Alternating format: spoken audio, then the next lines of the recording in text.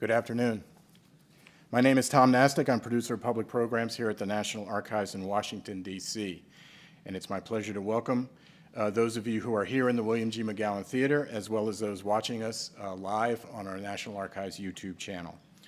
Today, our series of noontime author lectures continues with this book, Countdown to Pearl Harbor, The 12 Days to the Attack, with our special guest, Steve Twomey.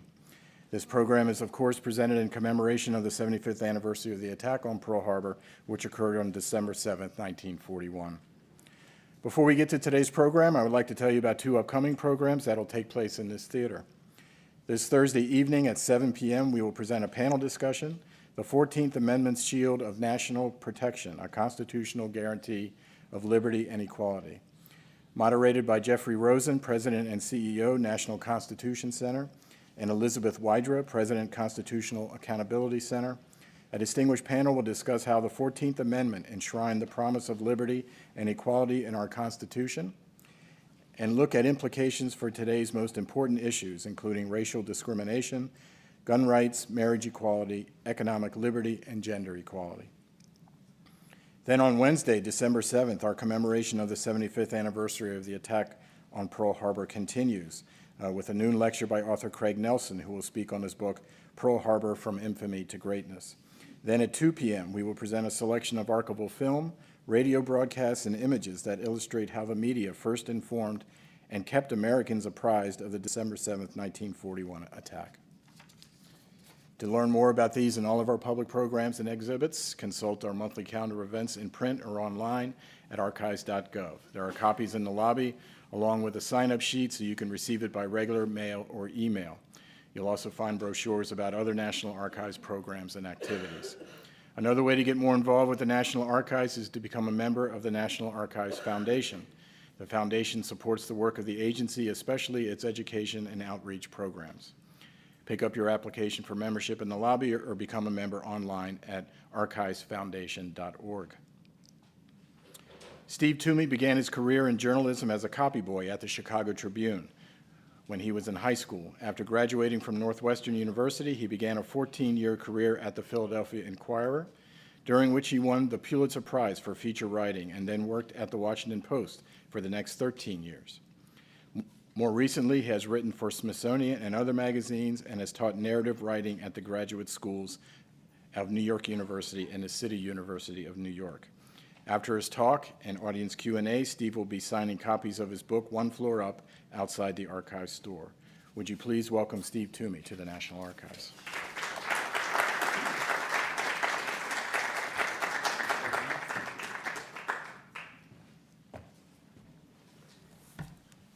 Good afternoon.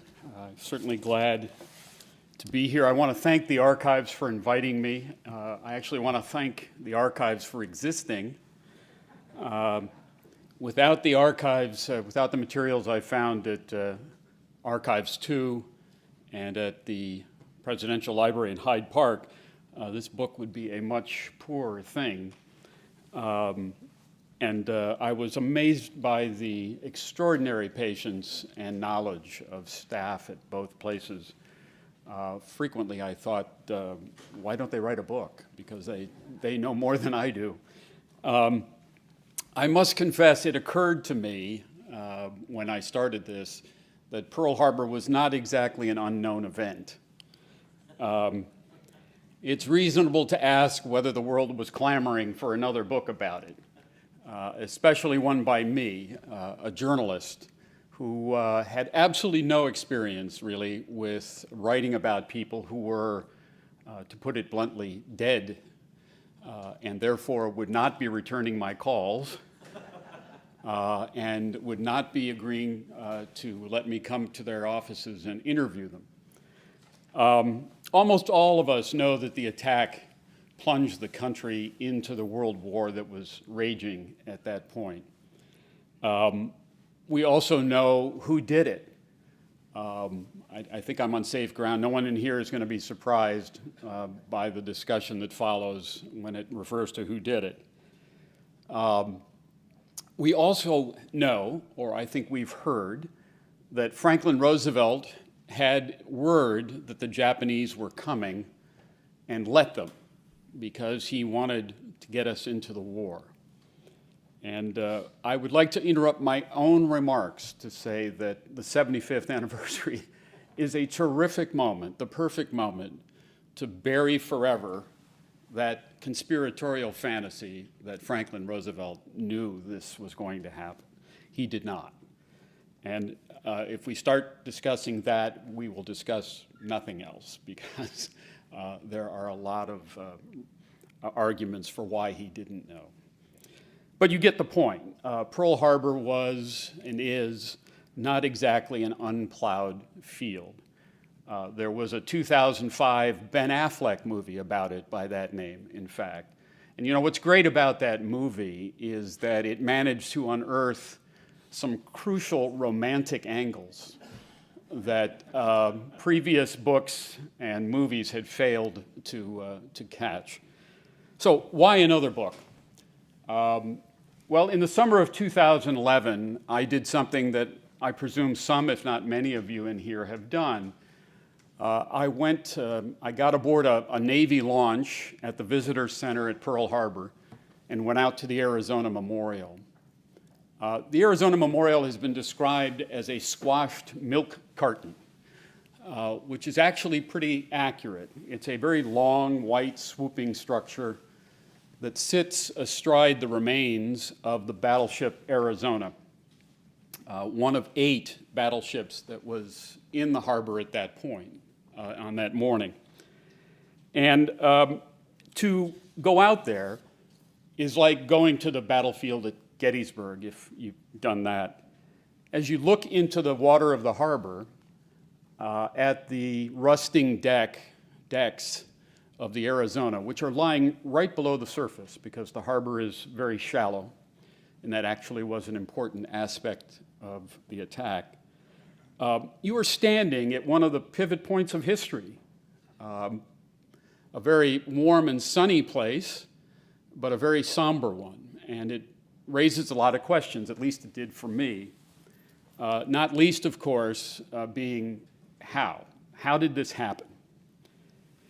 In that harbor took place the most catastrophically unexpected event in American history to that point, 165 years.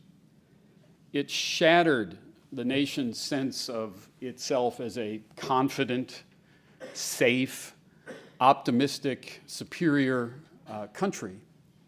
And it shattered the Navy's reputation as competent and unbeatable. You have to remember, you have to know, the Navy was a bigger thing in 1941 than it is now. Newspapers routinely printed stories about people being promoted and changes of command in the Navy. And people were really aware of these giant battleships with their big guns, plying the oceans on either side of us and keeping us safe. Article after article proclaimed the Navy to be superior, best in the world. Let me share something that happened to convey how shocking it was that that Navy and that attack, that Navy could be surprised by that attack. This event happened on December 7th, but 5,000 miles away. In a private home outside New York City, there were a group of journalists and officials sitting down to a nice Sunday afternoon dinner, and the phone rang, and there was news. The news was that the Japanese had attacked the naval base at Pearl Harbor. And one of the guests, he was described as perhaps the most savvy of the group there, the most knowledgeable about how the world worked, immediately told everyone at the dinner that this was a hoax. And they all agreed with that. I think if the term had been in common usage then, they would have all said they were being punked. It just was not something they could imagine. Fewer and fewer people today have a memory, a living memory of that shocking moment. We have only those vague general assumptions and associations that I mentioned. We know it started the war, we know who did it. But in reality, Pearl Harbor is a multi-act Shakespearean drama. And let me tell you about the man, one of the men involved, whose part in it really hooked me on the story. His name is Husband Kimmel. And on the morning of December 7th, he was supposed to go out and play golf. But about 8 a.m., a telephone call led him to leave his house. His house sat, still there, on a small rise above the harbor. It was actually an extinct volcanic rim. And he went out of his house because this phone call had told him, in effect, to do so, and stepped into his yard and looked down at the harbor beneath him. And as he did that, he was watching dozens and dozens of Japanese warplanes diving down, launching torpedoes, pouncing on those ships in the harbor. And those were his ships. He was the commander-in-chief of the Pacific Fleet. And until that moment, he had enjoyed nearly 40 absolutely spotless years of service in the Navy, had succeeded at everything he had done and risen steadily through the ranks of the Navy. And if you ever see a picture of him, he looks exactly like you'd expect an admiral to look. He's handsome, impressive, confident. Standing with him in his yard was a neighbor, the wife of one of his officers who had come out of her home, also drawn by what was happening outside. And together they stood there watching the destruction, seeing the smoke rising over the harbor. The noise was terrific as bombs went off and ships began to shoot back. And they could see a battleship in the harbor already starting to tip over. And the neighbor remembered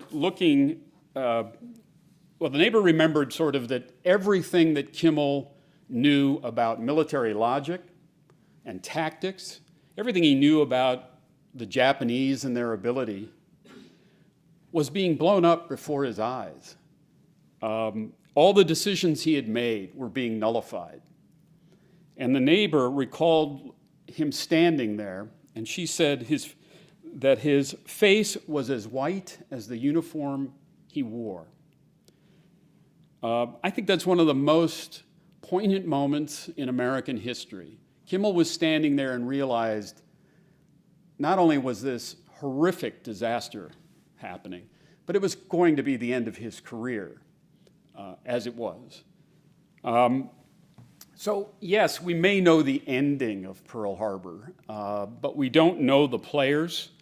We don't know their decisions and their mistakes. We don't know the pain, not just in Hawaii, but in Washington, when they all realized they were so wrong about what was likely to happen.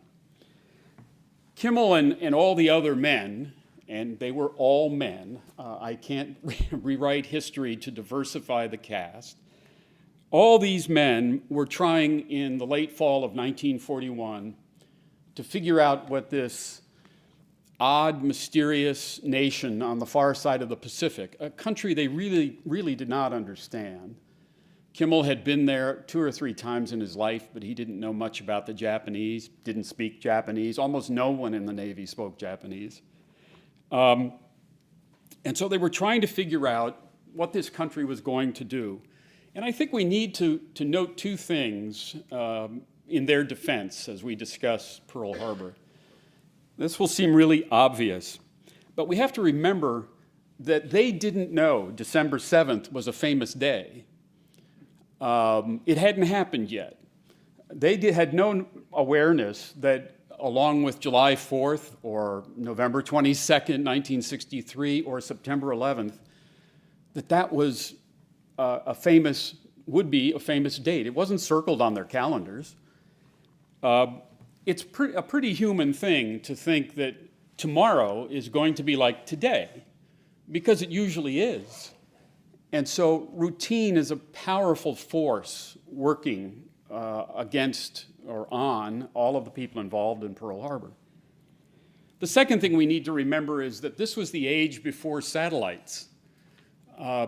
There were no cameras parked up there in the sky looking down, snapping photos, as there would be today, when 30 Japanese warships began silently sailing out of an absolutely obscure bay, cold, snowy, almost no people there, at the far northern fringe of the Japanese Empire. We did not know they had left because we had no means of knowing they had left. Still, during this period, clues were building that something big was going to happen. And so to me, to answer the question of why another book, these were the ingredients of a nonfiction thriller. It would begin on November 26th, 1941, which is the day those ships left that bay, and it would end, of course, on December 7th. And so for the remainder of the remarks, I'd like to share with you 4 points about those that arise sort of in those 12 days. And to do that, to make those points, I'd like to introduce you to 4 people. To tell you about the first, let me take you, the first of those people, let me take you to one of those 12 days. Today, in fact. November 30th, 1941, 75 years ago today. It was a Sunday. The United States had been at peace for 8,420 consecutive days since November 11th, 1918, the end of the Great War. On that Sunday, a woman named Helen Doth was a relatively new resident of the Hawaiian Islands. She had arrived a few weeks before after boarding an ocean liner on the West Coast with her 2 little kids. Now, it was possible to fly to Hawaii in 1941. It was quite an adventure. Pan Am's Clippers couldn't carry many people. They couldn't carry much in the way of luggage. You were droning through the air for like 15 hours or something. And maintenance and safety were not as good then as they are now. So most people took a passenger liner to Hawaii, and Helen and her 2 kids did. And it's a voyage of 2,000 miles that takes about a week. And when Helen arrived, she was overjoyed because her husband was based on Oahu. He was an Army officer, so they were being reunited. But she was also extremely grateful to have arrived alive. She had thought that en route there was a good chance the Japanese would torpedo her passenger liner, and she and her children would die. And when she got to Oahu, she wrote a letter back to some of her uncles in Kentucky. And she said, "We didn't get bombed or torpedoed as I had anticipated. In fact, we didn't even see a submarine or a Jap on the whole trip." And she went on to say, but she knew they were out there because those Japanese were really crafty. Now, that's more than a month before Pearl Harbor. This was early November, she wrote that letter. We tend to think of Pearl Harbor as this bolt from the blue, that the United States was minding its own business, and the Japanese came along and started World War II. But in fact, any American paying reasonable attention to the news, like Helen was and did, in 1941, knew that war with Japan was getting closer all the time, as well as war with Germany. Just as an aside, I don't think most people know that in the Atlantic Ocean, we were already fighting the Germans, even though we were technically at peace. We were escorting British convoys to England, and Roosevelt had given orders to shoot on sight any German ship they encountered en route. and the Germans were replying by shooting at our warships. They had sunk at least 2 with loss of life in the Atlantic. So people were really attuned to the idea that war was likely to happen, including war with Japan. The Roosevelt administration had been negotiating for months with the Japanese, to put it very simply, to get them to stop attacking countries in the Far East. The Japanese had been at war with China since 1937. They had taken over much of French Indochina in 1941, by 1941. And in late November and December of 1941, it was obvious from the reports of consular agents, businessmen, spies, commercial ships on the ocean, it was obvious that the Japanese were moving warships and troop transports toward the Southwest Pacific, toward Singapore, which was a British outpost and naval base, toward Malaya, towards the Dutch East Indies, towards Thailand, and towards the Philippines, which we owned. It was so, that movement of troops and warships was so obvious that on November 27th, Washington sent a warning about the possibility of war to all of its Army and Navy outposts in the Pacific.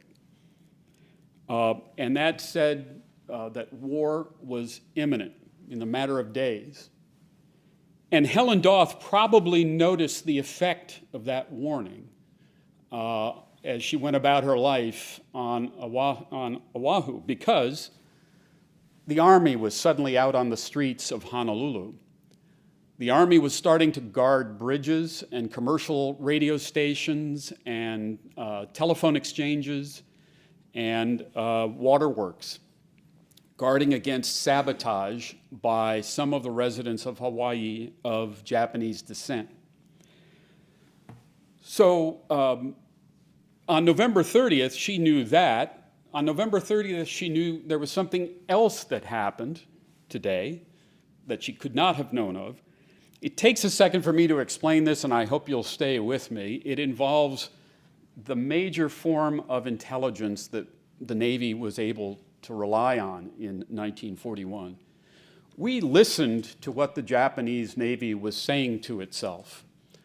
We could hear them talking ship to ship, ship to shore, shore to ship. And there were dozens of people whose job was to do that. You'd sit there all day with headphones on, listening to the Japanese talking to themselves. We didn't know what they were saying because they were speaking in a form of code. It wasn't that it was Japanese, it was coded Japanese.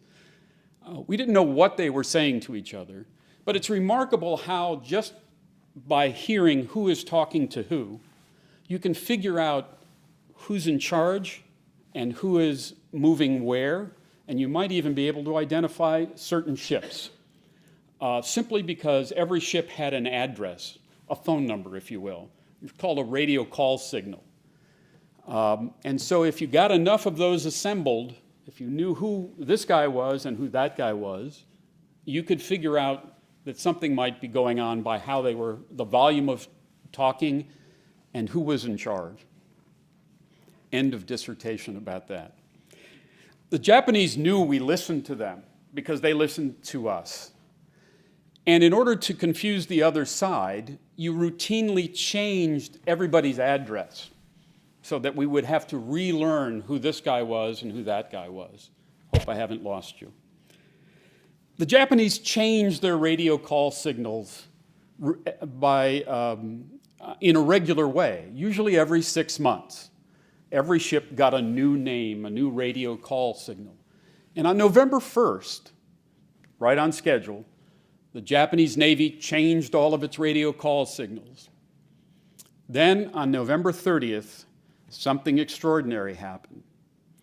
All the Navy listeners in Hawaii and also in the Philippines suddenly realized the Japanese had changed their radio call signals again, only a month after they had done it before. They had never done that. And that was read immediately as a desire by the Japanese to really confuse us about something they were about to do. That message, of course, reached Washington. In fact, because we're at the archives, a copy of it is at Archives 2, when the Office of Naval Intelligence informed the Navy Department that at precisely midnight they had changed all these call signals. It's an amazingly significant moment. So that was point number one I wanted to make to you with Helen and with that dissertation on what is called traffic analysis. And that is, war was extremely close and we knew it. And not only that, we knew that Pearl Harbor, we had discussed for months that Pearl Harbor might be the subject of a surprise attack before a declaration of war. And to understand that, I want to introduce you to the second person that I'd like you to meet today. His name is Patrick Bellinger. And Bellinger was designated as Naval Air Pilot number 4. As that suggests, he had been around at the birth of naval aviation back in the teens. Remember, we weren't flying airplanes until 1903 when Orville and Wilbur lifted off. Bellinger owned many firsts in naval aviation back from 1916 and 1917. He really knew flying. And in March of 1941, Bellinger had co-authored a report. And it's sort of like Michael J. Fox getting into the DeLorean and taking off for the future. Because Bellinger's report almost exactly forecast what subsequently happened. He said that when times are tense, diplomatic times are tense, and we're not getting along with Japan, and at this moment we're not getting along with Japan, it's possible the Japanese would attempt to move what he called a fast raiding force of one or more aircraft carriers, move them from Japan into Hawaiian waters. And they would be able to do that without our knowing that they had done it. And at about 300 miles away from Oahu, they would launch their planes. And those planes would arrive over Pearl Harbor, perhaps at dawn, and they would catch the fleet in the harbor. And if that happened, the results would be disastrous. He wrote that again in March of 1941. On November 30th, 75 years ago today, Bellinger had no knowledge of the war warnings that I had mentioned earlier because no one had told him. He knew that negotiations with the Japanese were going badly, but he didn't know they had reached such a tense point that official warnings had come from Washington. No one would tell him in the next few days either that the Navy listeners now couldn't find 4 of Japan's aircraft carriers. They had vanished from the radio waves. We, again, were still a little befuddled by this sudden, unexpected change in the radio call signs, but it seemed clear that we were comfortable saying we didn't know where the 4 were. No one told Bellinger that. So on November 30, the man who had forecast a raid under tense circumstances didn't know carriers were missing and didn't know they were that tense, the times were that tense. Which brings me to the third point, and the third person I'd like you to meet. His name is Arthur McCollum. Arthur was the chief of the Far Eastern section of Naval Intelligence, and he was a most unusual American because he had been born in Japan. His parents were missionaries. He spoke Japanese. He had served in Japan twice as a naval officer. He had even taught the emperor wasn't the emperor at that moment, McCollum had even taught the emperor how to dance American style. So the Japanese respected McCollum and he respected them. And that, however, was was not the common opinion of most Americans in 1941. And that's point number 3, to go with person number 3. Americans tended to think of the Japanese as almost amusingly curious little people who were not particularly creative or innovative. Their weapons were thought to be not too good. Their ability with things mechanical was thought to be not too great. They were even thought to have physiological defects that made them lousy flyers. In 1939, an author by the name of Fletcher Pratt, a pretty well-known author, had written this: "The Japanese as a race have defects of the inner ear, just as they generally are myopic. And because they just put them in an airplane, they're going to crash." In August of 1941, the Nation magazine said that, quote, "In technical achievements, especially in aviation, the Japanese blue jackets, sailors, are not up to American standards." McCollum tried to convince people that, no, you've got it all wrong. They're actually quite good at what they do. But he later said it was impossible to kind of penetrate this mindset that prevailed because of what he called, quote, "the constant daily drum fire from our press that they are militarily amusing." The Navy didn't think the Navy didn't think it itself could attack Japan by sailing all that way and with aircraft carriers. And there was a mentality of, if our Navy couldn't do that to them, they couldn't do that to us. It's a tendency you may have heard of called mirror imaging.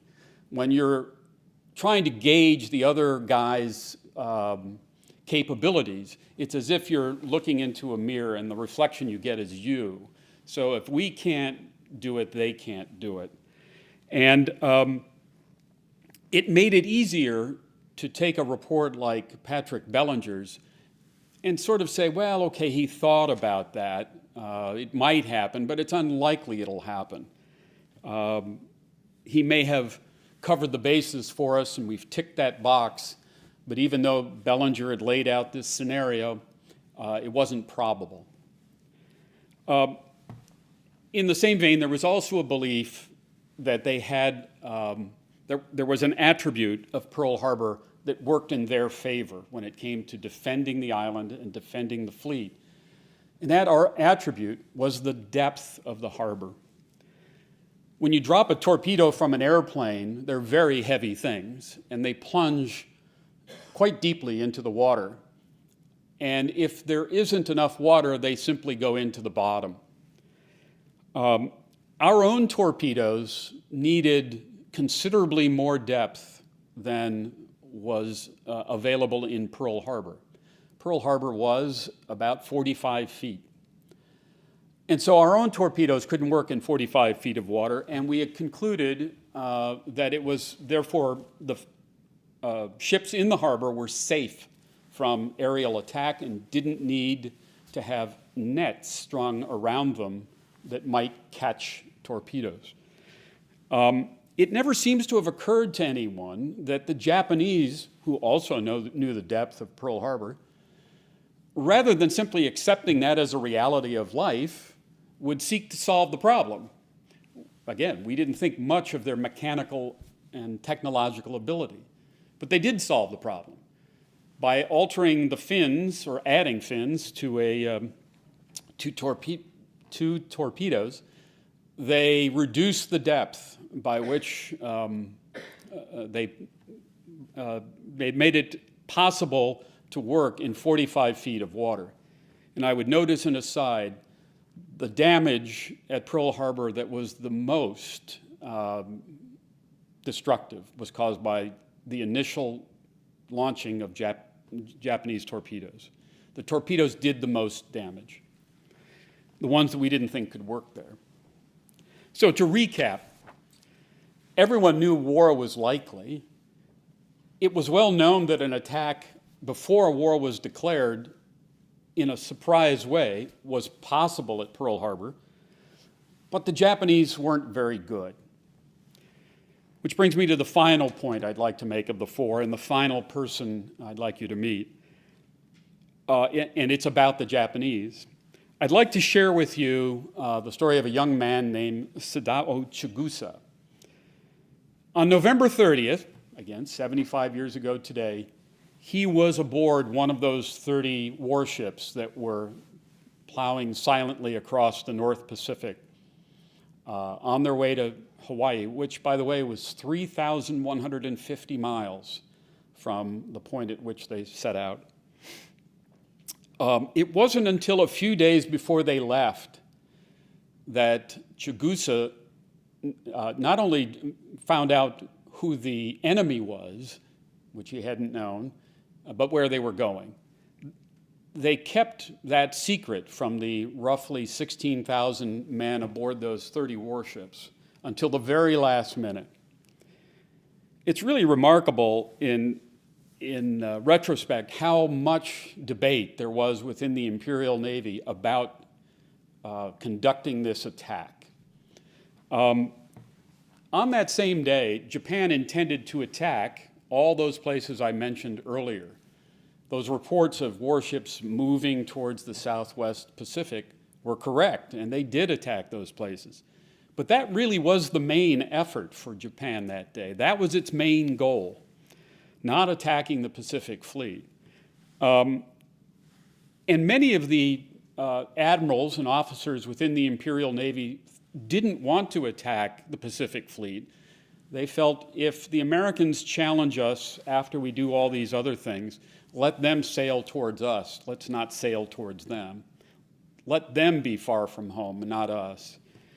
But the commander-in-chief of the Imperial Navy, a man whose name was Isiroko Yamamoto, insisted that the way to win the war, or at least have a chance to win the war, was to eliminate the only threat to the Imperial Navy that existed in the Pacific, and that was the Pacific Fleet. And to do it before the war started in total surprise, hoping to destroy American morale. The objections to that idea, though, were this. How was it possible to keep secret the movement of 30 warships across the Pacific on a mission that would take 12 days? They could be seen at any moment by a commercial ship, an American warship, an American plane. And the worst part of that is that if they were spotted, they might not know it. Why is that significant? Well, if the Americans spotted them, but the Japanese didn't know they had been spotted, they might continue sailing directly into an ambush that the Americans had prepared for them, rather than the other way around. And the final objection, or a objection, I should say, to the attack was there was no guarantee the Pacific Fleet was going to be there when they got there. Again, it's the age before satellites. When they set out on November 26th, they had no way of knowing yet whether their target would even be there. They could show up, the fleet might be missing, and then it would be the Japanese wondering, well, where are they, and are we now at risk? So when Chigusa found out, oh, you're going to Hawaii to surprise the Americans, he thought that was the end of his life. And he was not alone among those men. They thought this was a mission that would result in mass death. He said he would die, quote, off Hawaii in the greatest and most desperate battle in our history. He cut a snippet of his hair, and he stuck it in an envelope and sent it to his wife and his children as mementos of him, because he thought he would never see them again. He sent a letter to his parents bidding them farewell. Sadly, his parents lived in Hiroshima, and we know what happened 4 years later to Hiroshima. The men aboard his ship had a joke. They were all going to receive Japan's highest military honor. but none of them would be there for the ceremony. It would be awarded posthumously. So when they arrived off Hawaii on December 7th, in the early morning darkness, they were almost as surprised as the Americans were about to be that they had not been found. They had seen no one had seen them. They had encountered no ships, no airplanes, no one had been searching for them. And so Chigusa wrote in his diary that it was, in effect, a miracle. I really couldn't find any other better expression of our good fortune than the words, the grace of heaven and the help of God. They had succeeded because they had been underestimated. And they had succeeded because along the way, the Americans had written badly phrased messages to each other, trying to communicate the warnings. Reports of intelligence reports were, I wouldn't say ignored, but the best possible spin was put on some of them. And the result is what you know. In closing, I'd like to share the moment when all of those problems, when the assumptions that they had made, the Americans had made, were being eviscerated, and when it became apparent that the Japanese had pulled off this thing that the Americans had thought they couldn't do. It was a moment late on December 7th. It might have been, I think it was even after midnight, and it was now December 8th, here in Washington at the old Navy Department, which no longer exists, of course. And a man placed a telephone call. The man was named Harold R. Stark. Harold was the chief of naval operations, the highest ranking uniformed officer in the Navy. And it was very hard to get information about what had happened at Pearl Harbor during the day. Again, this isn't the age of television that was beaming live reports from the side of the harbor. Even the government was having trouble understanding the extent of the damage. And so Harold Stark called Pearl Harbor, and he finally got through, and he reached an admiral named Claude Bloch, B-L-O-C-H. And Stark did have in his hands, in his possession, the first official report that had been cabled from Oahu and Pearl, sent by Admiral Kimmel. And I'll briefly tell you what Kimmel said. He sent this late on December 7th, Hawaiian time. And it's sort of in military speak, so bear with. He said, surprise attack by Japanese damaged all battleships except Maryland. He said the Arizona was a total wreck. He said the cruisers Honolulu, Helena, and Raleigh were, quote, unfit for sea. The destroyers Shaw, Cassin, and Downs were a complete loss. But he said, personnel behaving magnificently in face of furious surprise.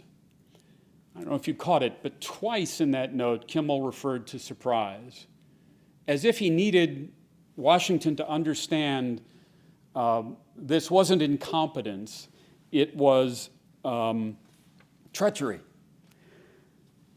So Stark had that information, but he wanted more. And so he called and reached Admiral Bloch. Now, all this time, since the warning he had sent out, Stark had been under the assumption that the Pacific Fleet had gone to sort of defensive measures and was searching to make sure it wasn't being approached in the islands by the Japanese. And here's what he said to Bloch. Did our patrol planes get them before they hit us? Stark had always assumed they were out, looking. He had never asked if they were. He was realizing they had not been. No, Bloch said, and he began to ramble about another topic. But Stark wasn't going to let this topic go. He asked again, can you tell me how many and how far out the search planes were scouting? No, I cannot, said Bloch. Do you know how many were out? No, I don't. What sectors they were in? No, I don't. Kimmel knows that. Well, tell Kimmel I will be asking him these questions, that I want to know how far out they were and in what sectors. Actually, Block had a pretty good idea about the patrol planes because he finally confessed to Stark, the answers will be sad, very unsatisfactory. They caught us flat-footed. So, there you go. Thank you. I'm happy to take any questions, and I've been asked to ask you to go to the microphones if you have them. While we're waiting, did Helen survive the war? She did. Okay. And a part I didn't tell you is she was husband Kimmel's niece. He had multiple brothers, and one of the things she was very proud of was to come to Hawaii to see him. Yes. So thank you for an excellent talk. That was Thank really you. interesting.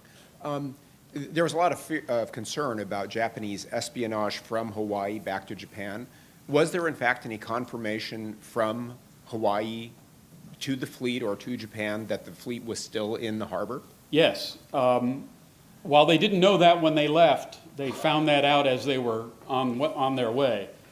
Japan's primary spy in Hawaii was kind of a ne'er-do-well named Takao Yoshikama. He was frequently drunk and wasn't particularly well liked at the Japanese embassy because he didn't seem to do anything. They were unaware that his real job was to be a spy. It's very, very easy to spy on the Pacific Fleet at Pearl Harbor.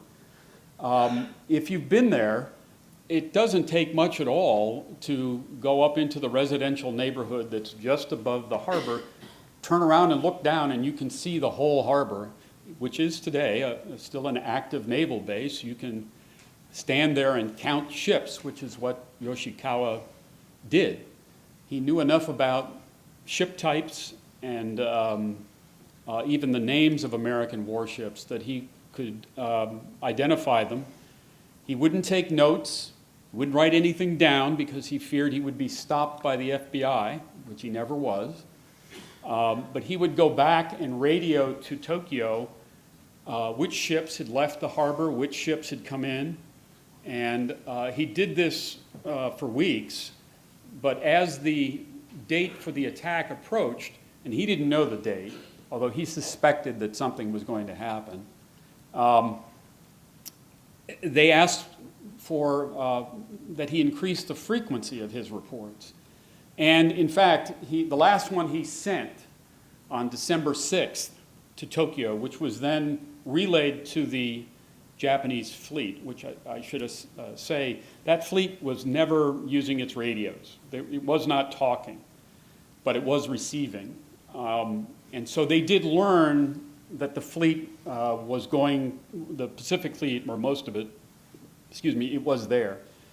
And so on that last day of December 6th, Yoshikawa gave a report on the number of battleships, destroyers, and so on. And he also noted that there appeared to be no air reconnaissance being flown from the island, which was true. And he noted this would seem to be a good opportunity for surprise. And he didn't know what was about to happen, but he was right. Yes? A couple of things. Number one, how did it happen that the carriers were all gone, and did the spies report note the absence of the carriers? Number two, one of the most famous images that come out of Pearl Harbor was the explosion of the Arizona. How did it happen that a camera happened to be, a film camera, happened to be trained on the Arizona at precisely that moment it blew up? Boy, the short answer is I don't know, but you're right, it's one of the amazing photos. One of the things I was unable to pin down, not that perhaps you care that much, but so Kimmel was at his house overlooking the harbor when the attack began. And his driver immediately pulled up. He had a car and a driver, and no one had summoned his driver. The driver just seems to have known intuitively that he was going to have to go get the admiral and take him to fleet headquarters, which was alongside the harbor. And I was never able to pin down whether the admiral was in his car at the moment the Arizona blew up, had already reached fleet headquarters. I would bet that he heard it, wherever he was. And it really was a stunning moment. More people, the single greatest cause of death on December 7th was the blowing up of the Arizona, which I guess you'd have to say it's kind of a lucky shot. A bomb dropped into the forward magazine of the ship, and it simply erupted. It was, I'm sure, a horrific sound. I don't know why someone happened to be shooting that at that time. Now, your other question was about the aircraft carriers, and I'll try not to be too military. Aircraft carriers were relatively new in the annals of warfare. They had not been used in World War I. They really hadn't existed. And so navies were slowly exploring the potential of aircraft carriers. And to be honest, the Japanese got there first, as often happens with technology. They realized the extremely potent kind of attacks that massed airplanes could deliver if brought by sea. The one thing Bellinger didn't quite get in his otherwise prescient forecast, he said one or more carriers might approach Hawaii. Well, in fact, they used 6. And no fleet had ever put that many together. It was so incomprehensible, even after it occurred, that the Japanese had used so many, that messages from Pearl Harbor to Washington were saying, we are hunting for the 2 aircraft carriers. They couldn't mentally get around the idea that there were way more than that. There were 3 times that many. The United States had 3 aircraft carriers in the Pacific Ocean in 1941, and it was simple luck that they were not there. One was on the West Coast in San Diego. The 2 others happened to be at sea and escaped the attack, which actually changed the course of history. One of those 2 aircraft carriers was the Enterprise. And 6 months later, the Enterprise was one of the aircraft carriers that turned the table on the Japanese at the Battle of Midway, and pretty much, I think, changed the course of the war. The American aircraft carriers sank 4 of the Japanese aircraft carriers that had attacked Pearl Harbor. So it was kind of revenge. But it was the luck of not being there on December 7th really altered the course of the war. So it just happenstance, and the Japanese were quite disappointed that they were not there, and the spy had told Tokyo that they weren't there. They were as anxious to hit the aircraft carriers as they were the battleships. So I hope that answers your question. Yes, sir. Hey, Steve. Oh, damn. How are you? This better be a softball. I know. I was wondering if you could talk about your creative process for a minute and how you approach this as a writer, because a lot of the facts were known, right? So, Yes. And for you to tell a story new, and you mentioned earlier, it was almost like a thriller. So as you're doing your research and then compiling your information to write, I'm just really curious about your own personal creative process, knowing that you're going to tell the story a certain way. Well, the assumption behind that question is that there was a creative process. It really was. I wasn't kidding. It was a strange experience to try to write about events in which I could not call up and ask people about them. Fortunately, Pearl Harbor is among the most officially investigated events in American history. within 5 years after the attack, there were 9 investigations from small, meaning one person, up to the last, which was a formal congressional investigation. The fact there were so many tells you, I think, to a degree, just how shocking this event was. People had to come to grips with what had happened. The good thing about being investigated like that is that there are thousands upon thousands upon thousands of pages of testimony. The congressional investigation I mentioned resulted in 40 volumes. So the creative process consisted of reading and frequently yelling at the pages because some senator or congressman had not asked the kind of question I wanted asked.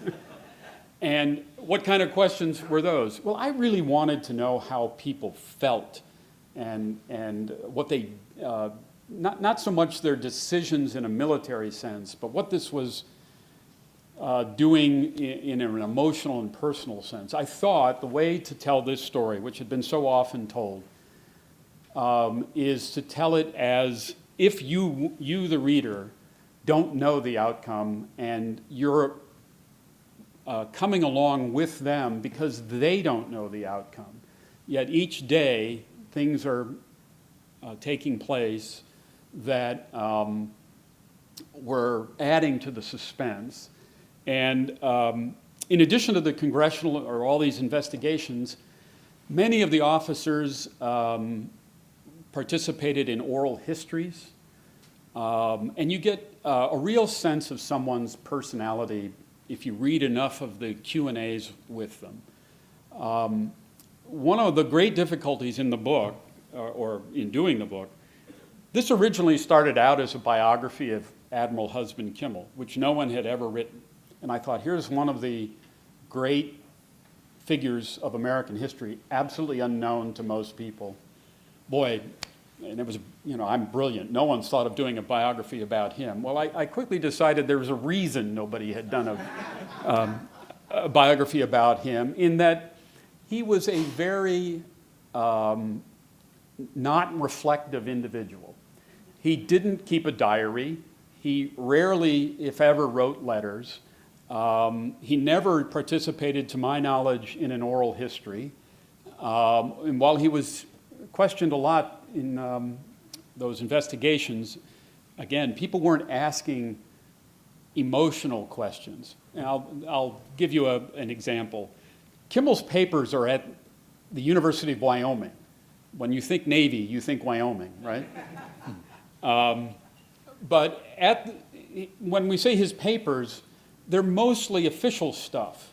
There are letters in there from when he was first in the Navy, writing to his mother.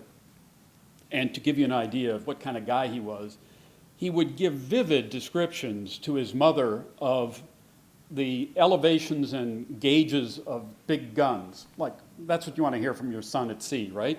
Well, thank God the elevation of that turret was what it was. And then the letters in his papers stop about 1915. There are only a couple after that. And there were no letters to his wife. And I was, dying to find a letter in September of 1941. I had these fantasies that you would find a letter that said, "Dear Dot," her name was Dorothy, "Dear Dot, boy, I really don't know what I'm doing out here. Something, that would be slap your forehead, wow, this is great stuff, or I'm scared to death of the Japanese, or I know I should be sending up planes to search for them, but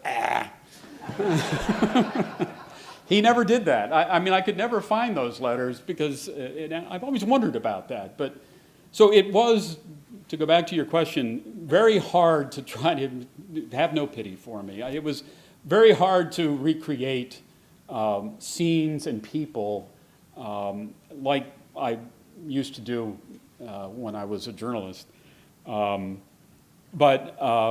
You look for, I thought people wanted to, a good part of the book is trying to explain what Hawaii was like in 1941, how we thought of the Japanese, and things like that. And actually, those were easier to find, but that's a long answer to your question, and my wife always says I answer questions too long, so. We have time for one more. Okay, hopefully quick questions. One is on the carrier question. I've seen credit given to Halsey. I think it was Halsey, or perhaps it was Nimitz. I don't remember. But the officer in charge of the carriers for being more vigilant, more concerned about the threat, more active, and than the lack of patrol planes would suggest where it was going on in other quarters. So, I mean, from that perspective, it might have been more than luck. It might have been a more energetic or concerned, understanding approach. The other question is on the film. You mentioned the Ben Affleck film, but you know, an older film that's sort of more of a standard. It's a good one. Would be Tora, Tora, Tora. That's a and, reasonably- and just you know, sort of a brief comment on, you know, how accurate in general was Tora, Tora, Tora. I think in terms Tora, of its Tora, coverage? Tora, which I think came out in 1980, 1981, is actually pretty accurate. I think, you know, for Hollywood purposes, things get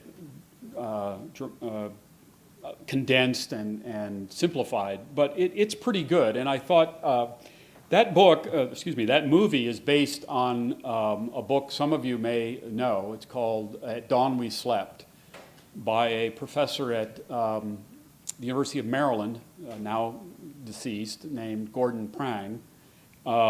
Gordon was in the Army, I think it was the Army, in 1945, and his job in the service after the surrender of the Japanese was to go around and interview Japanese officers about the war.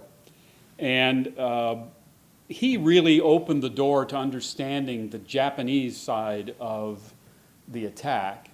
And that subsequent book became the basis for the movie, and that's why there's such a large component in the movie of the Japanese side.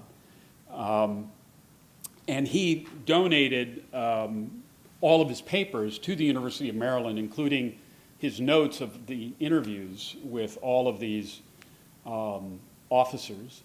And that was a big help to me, because I'm more interested in the characters, I think, and he's more interested in the tactics. So there were things that weren't used in those notes that were really helpful to me in the book. And you had another question. Oh, Halsey.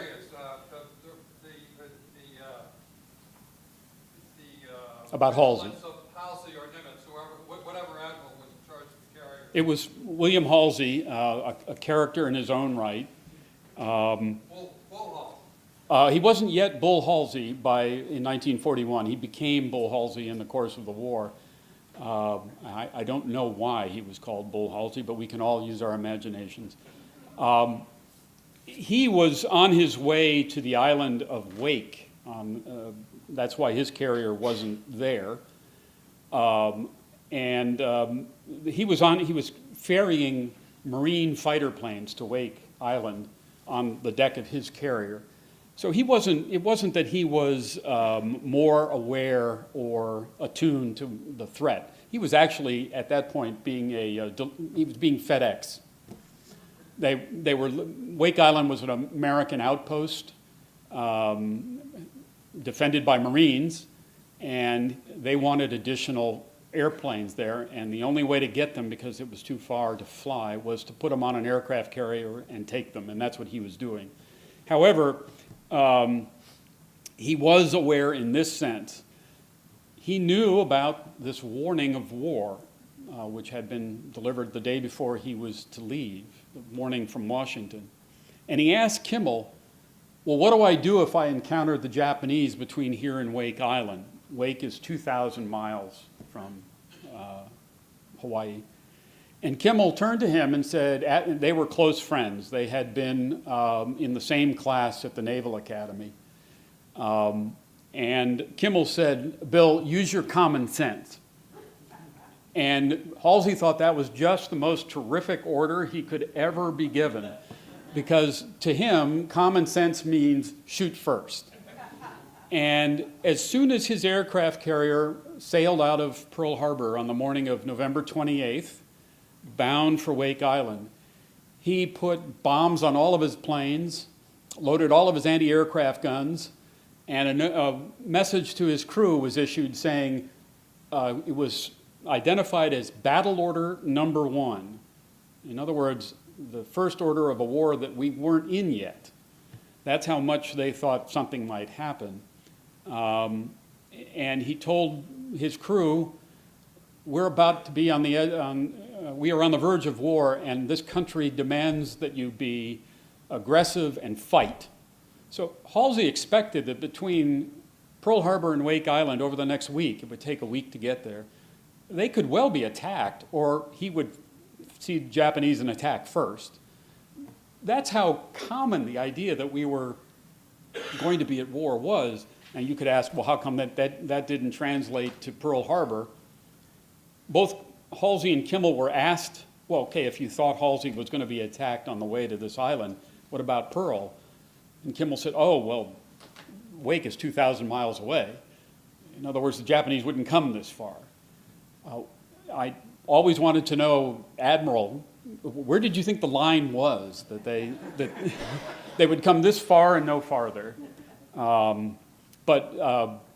Yes, Halsey is the subject of several books, and probably he's a character. So, I'm sorry.